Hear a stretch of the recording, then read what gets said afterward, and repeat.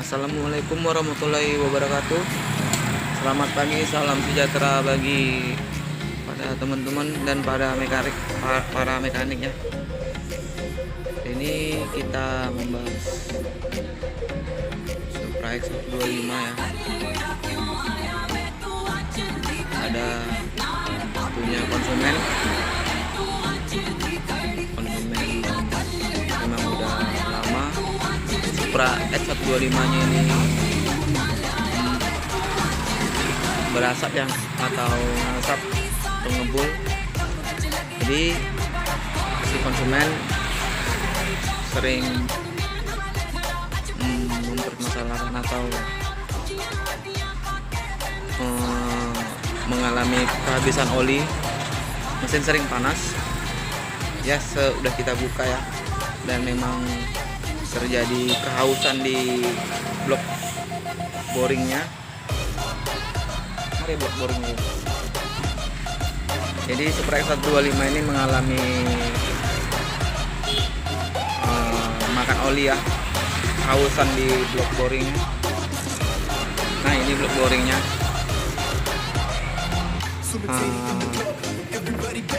Jadi konsumennya ini mempercayakan kepada kita untuk memperbaiki atau tune up ringan. Yang kita bahas hari ini bukan tentang cara teknik-teknik memboring ya, cuman saya memperjelas di Supra X125 seringkali memang kebanyakan atau bagi mekanik mengalami kegagalan di bagian pengkorteran atau di boring ulang. Setelah di korter, Supra ini bukannya makin halus, makin kasar. Sebelum kita membongkar Supra X125 ini, kita harus memahami dulu seksi-seksi mesinnya dan prinsip mesin 125 Supra X125 ini, karena setiap motor itu berbeda-beda ya prinsip kerjanya, prinsip traksi untuk mekanisme, mulai dari kruk asnya, pistonnya, atau mulai dari cara kerja pembakarannya ya. Jadi tidak semua motor itu sama semua mekanismenya. Jadi di Supra X125 ini kelebihannya sebenarnya banyak. Saya hanya mengulas kembali kelebihan di Supra X125 ini. Yang pertama, saya mengulas kembali tentang masalah TSS ya. TSS itu adalah throttle switch system. Throttle switch system itu fungsinya adalah untuk menaikkan derajat pengapian. Karena Supra X125 ini derajat pengapiannya itu sudah diatur di TSS, throttle switch system. Nah, TSS itu letaknya di mana sih kan gitu. Bagi yang sudah paham, mekanik yang sudah pengalaman pasti tahu ya. TSS itu cara kerjanya di mana atau letaknya di mana. TSS itu letaknya adalah di karburator. Seperti ini.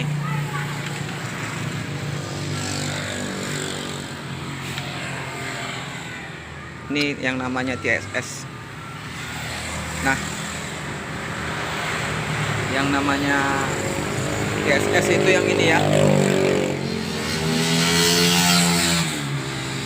Fungsinya ini untuk menaikkan derajat pengapian dari putaran bawah sampai putaran tinggi, peak speed ya. Jadi ini berfungsi seperti saklar untuk menonaktifkan atau mengaktifkan derajat pengapian. Jadi derajat pengapian itu akan diatur oleh switch ini yang terkoneksi dengan skep atau piston gas ya. Ini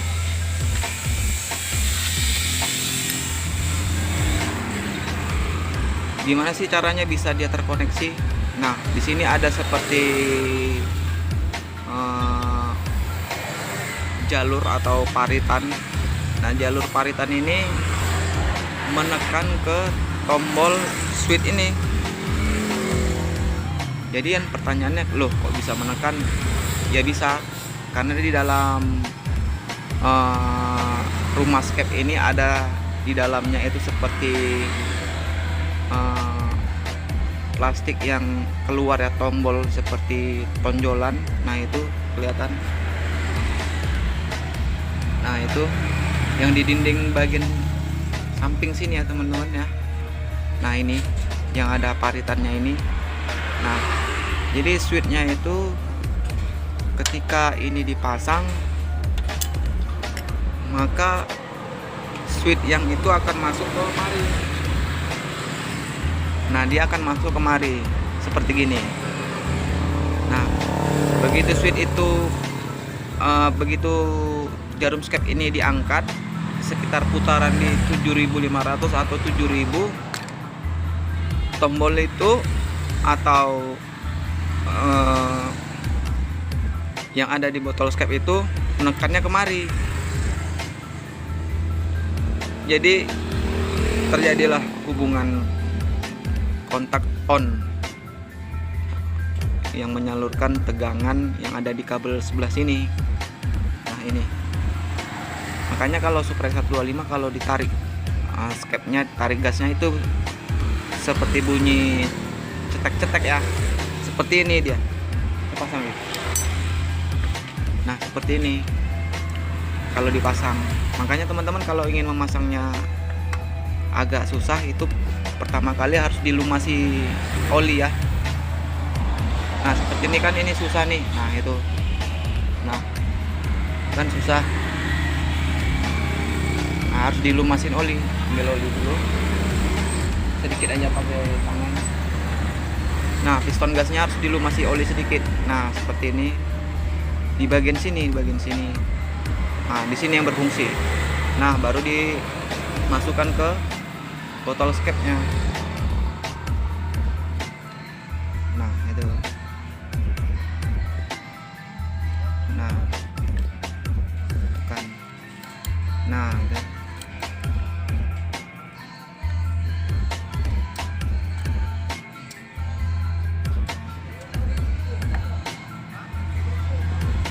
Sudah sedikit aja, bisa banyak-banyak kali. Nah kalau ditarik, coba tarik gasnya. Nah itu kan terdengar kan suara bunyi cetak-cetaknya. Itu terkoneksi dengan ke botol skepnya itu dan switchnya itu. Nah dengar, angkat lagi berulang-ulang coba. Nah dengar. Nah seperti itu. Nah itu pada waktu posisi putaran 7.500 angkat bunyi cetaknya. Nah seperti itu, switch ini on, menghubungkan arus listrik ke CDI sini. Jadi kurva pengapiannya itu berubah. Contoh ibarat kita bilang yang tadinya 10 derajat pada putaran idle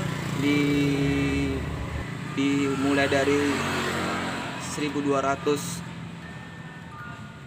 rpm sampai 5.000 atau 6.000, kurva pengapiannya itu kira-kira ini contoh ya, contoh misalnya pada putaran di 1.200 atau di 6.000 sampai 6.500, sinyal listrik itu memberikan kode untuk menaikkan derajat pengapian yang ada di CDI.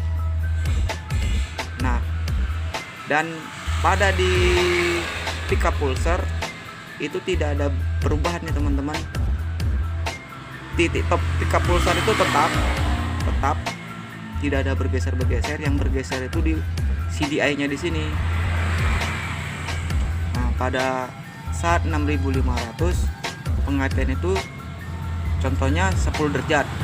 Pada saat putaran 7500 ke atas sampai 9000 RPM, titik pengapiannya mulai naik menjadi 5 derajat atau 3 derajat.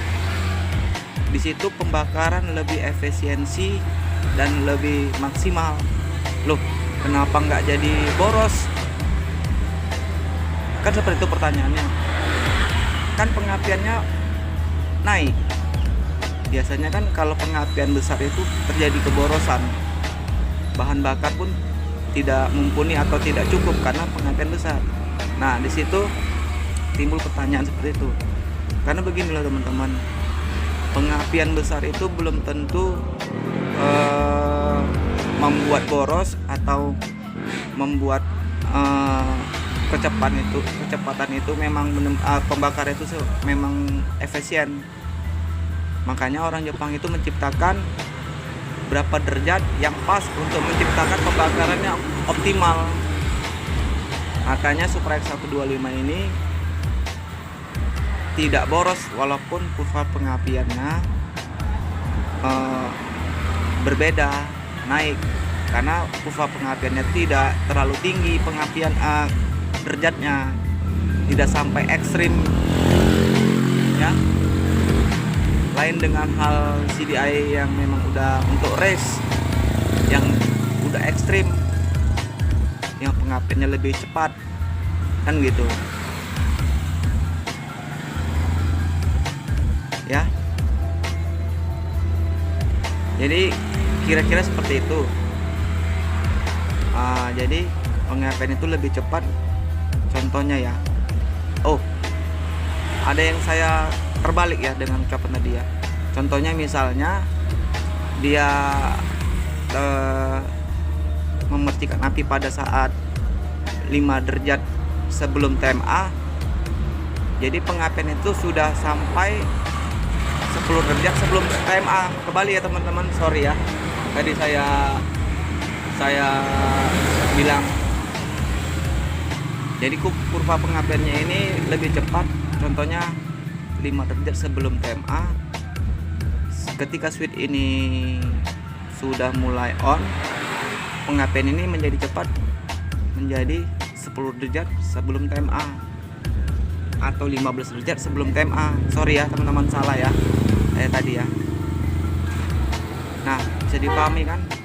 Itulah sebabnya kenapa Supra 125 ini tenaga atasnya itu memang benar-benar oke. Nah, jadi kalau switch ini tidak berfungsi, maka teman-teman tidak akan mendapatkan putaran atas yang maksimal. Bisa terjadi keborosan. Karena apa? Jadi single pengapian yang harusnya tadi kurva pengapiannya memang bisa diatur oleh switch ini, jadi tidak. Jadi waktu pada putaran atasnya kurva pengapian itu tetap sama, dari mulai bawah sampai atas itu sama pengapiannya. Tapi kalau ini masih aktif, masih berfungsi semua kabel-kabel yang di sini ya, kurva pengapiannya itu akan tersalur. Makanya teman-teman cek dulu, atau memang ini memang sudah rusak, ini memang harus diganti ya diganti. Kalau memang kabel di sini ada yang tidak terhubung ya teman-teman cek di sini, bagian kabel di sini mungkin putus atau memang udah memang ada kabel yang tidak tersambung ya, bisa dipahami ya. Itulah sebabnya Supra 125 ini tenaga atasnya itu responsif ya, bisa dipahami ya untuk di bagian TSS ini. Dan di Supra 125 ini minim friksi ya teman-teman. Kenapa saya bilang minim friksi? Supra XH25 ini pertama kali udah menganut sistem seperti yang dipakai di Yamaha ya. Yang namanya dipakai Yamaha itu sekarang itu seperti apa ya saya bilangnya, sistem apa ya kalau di Yamaha sekarang. Kalau di Honda ini namanya saya kurang tahu nama ilmiahnya apa, tapi yang di Honda Supra XH25 ini dia menggeser titik derajat di kruk as, jadi tidak lurus dengan piston.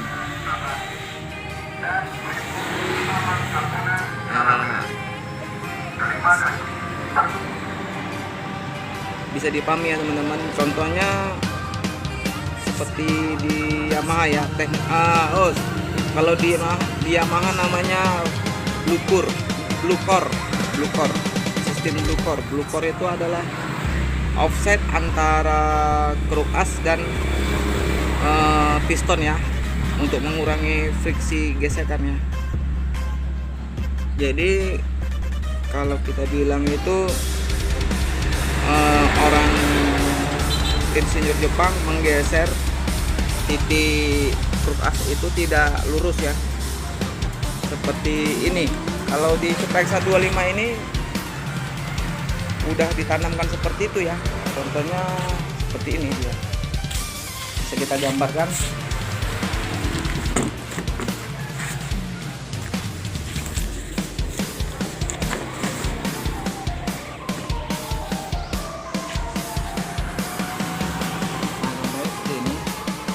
Jadi ini kruk as, ya kan? Nah ini piston, anggap aja ini piston. Nah ini yang ada di motor-motor yang lawas ya, yang tidak mempunyai offsetnya yang bergeser di ruang crankcase ya. Nah ini, jadi kalau di Supra 125 itu dia berbeda teman-teman. Jadi begini, ini kruk as, sini ini liner ya, ini liner piston, ini piston, ini kruk asnya. Nah jadi seperti ini piston. Nah seperti ini.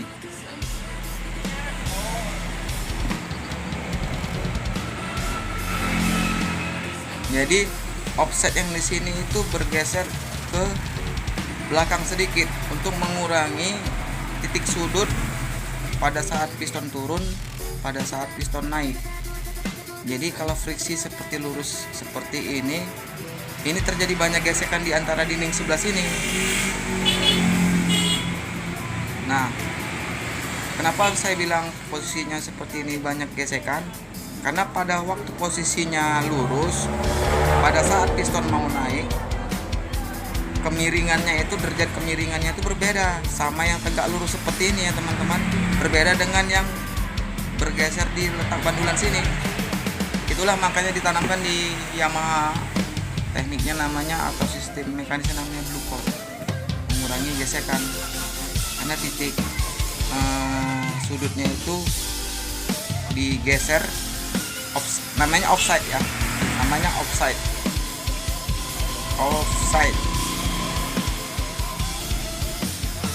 Titik offsetnya itu digeser atau berpindah, tidak seperti motor-motor lain yang tegak lurus. Karena kalau tegak lurus titik sudutnya itu berbeda ya, titik sudutnya sini. Nah titik sudut sini pada saat piston itu turun dan pada saat piston itu naik, jadi piston itu bergesekan lebih besar daripada yang tegak lurus. Bisa dipahami kan? Di Supra X125 ini sudah seperti ini, makanya di Supra X125 ini teman-teman bisa lihat ini di bandulannya atau di kruk asnya itu tidak sejajar dengan di sini ya teman-teman ya, di ruang botol blok ya, botol liner, tidak sejajar, tidak lurus.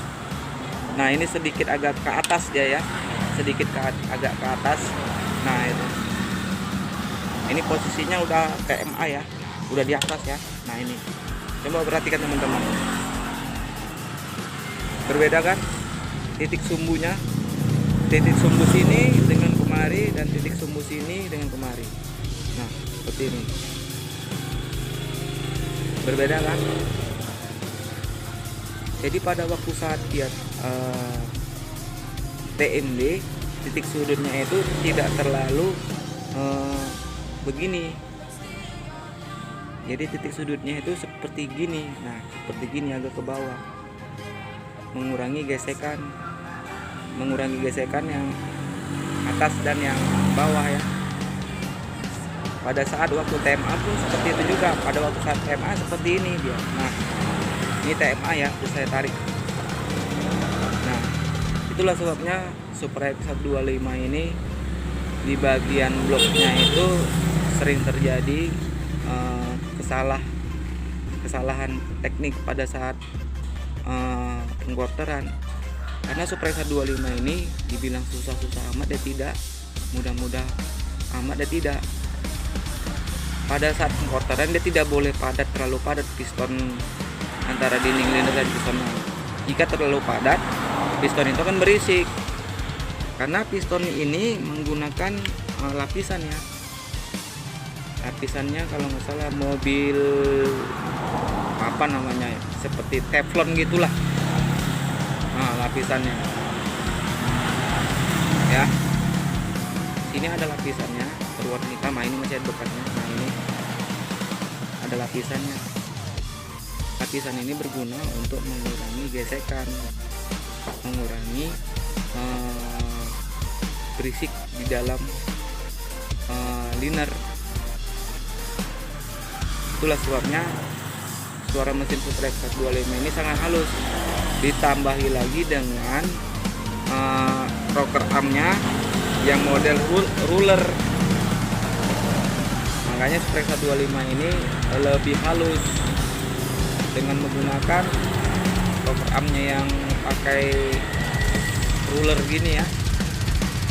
Nah, jadi teman-teman bisa paham ya. Jadi kebanyakan setelah ini di quarter atau di boring, kebanyakan konsumen itu mengeluhkan habis di boring atau di quarter kok suara mesinnya bukan makin halus, makin kasar. Sekitar pemakaian 3 atau 6 bulan suara mesinnya masih kasar. Bisa terjadi pengkotorannya itu terlalu padat, dan bisa terjadi pengkotoran terlalu longgar. Nah makanya saya bilang ini susah-susah gampang itu di Supra X125 itu, karena tidak bisa terlalu padat dan tidak bisa terlalu longgar. Kenapa gitu saya bilang? Akibat offset tadi ini gitu teman-teman.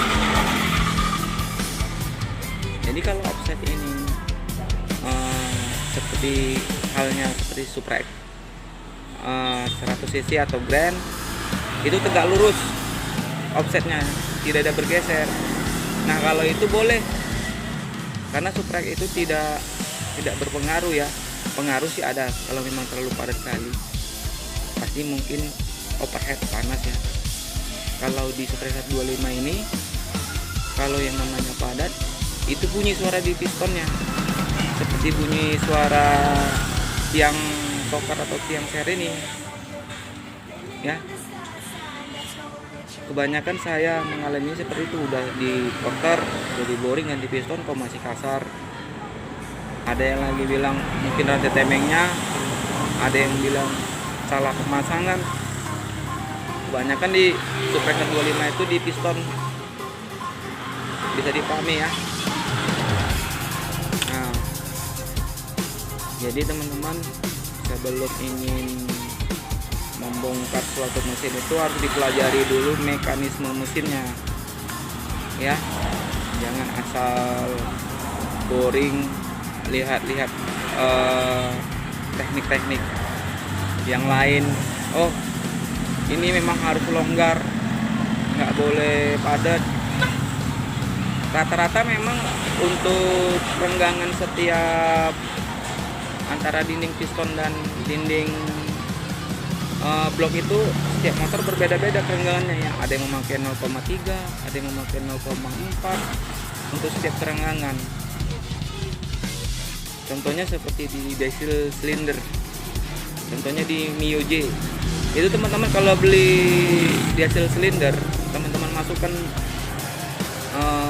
pistonnya ke dalam bloknya tanpa menggunakan ring, teman-teman bisa menokoknya di bagian bloknya itu terdengaran suaranya seperti suara kelonggaran. Bahkan sampai kita berpikir, wah ini kok longgar kali, dari pabrik kok seperti ini longgarnya. Itu memang udah toleransi dari pabrik segitu untuk tingkat kelonggarannya. Jadi jangan takut itu ngasap begitu dipasang, atau mau dipasang lo kok longgar kali, apa nggak salah.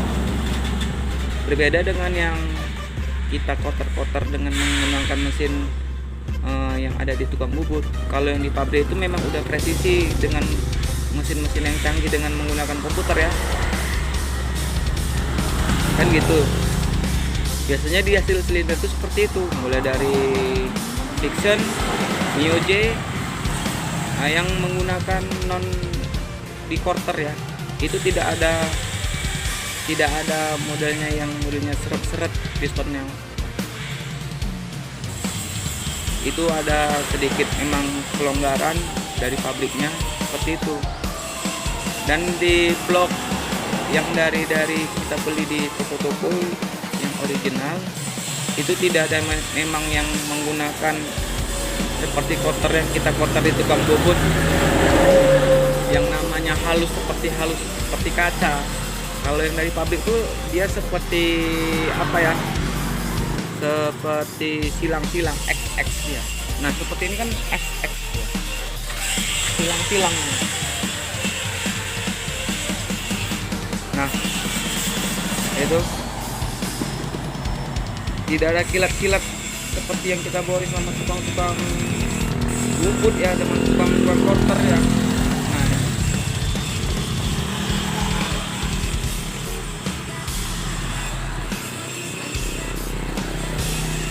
Tidak ada kilat-kilatnya. Nah, dia silang ya teman-teman.